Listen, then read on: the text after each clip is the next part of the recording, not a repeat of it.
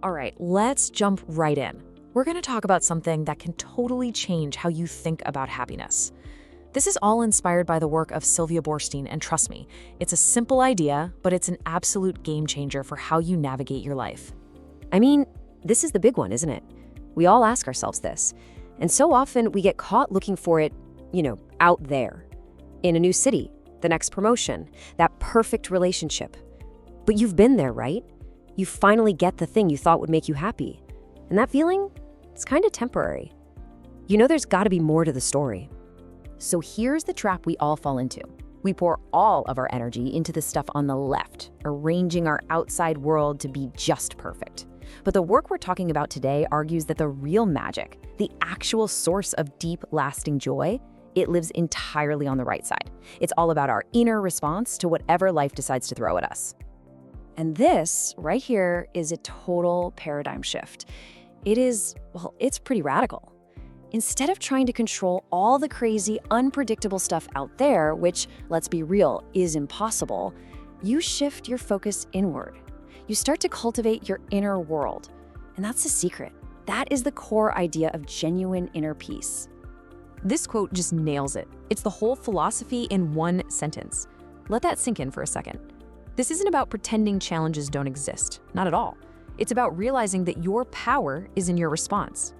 It means happiness stops being some random thing that happens to you and becomes something that actually comes from you. So, and this is crucial, we have to stop thinking about happiness as a destination we have to find.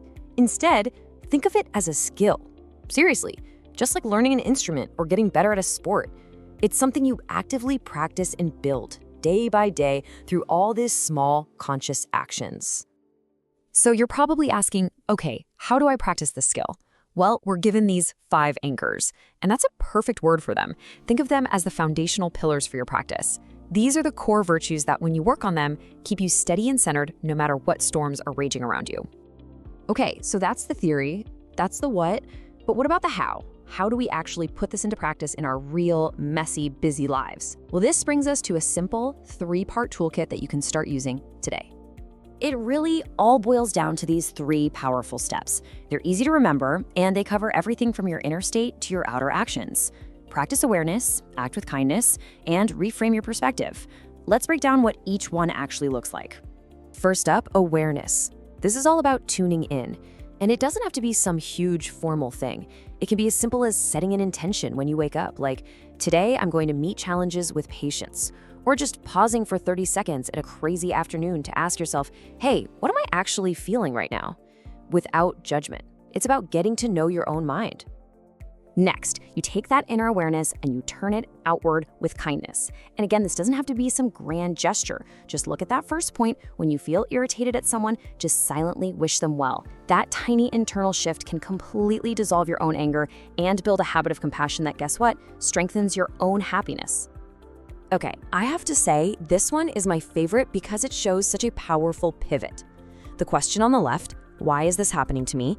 We've all been there. It puts us in the role of a victim and it's a dead end. But the question on the right, what is this moment teaching me? That turns a challenge into an opportunity for growth. It puts you right back in the driver's seat. And this is the final piece of the toolkit, reframing. It's about consciously choosing the story you tell yourself. Stuck in traffic? It's a chance to practice patience. Feeling completely overwhelmed? Remind yourself that feelings, just like clouds, always pass. And at the end of the day, training your brain to notice the good by writing down 3 small joys is one of the fastest ways to shift your entire outlook. So, where does all this lead? It's not just about feeling good in the moment. It's about building something much, much deeper and more durable.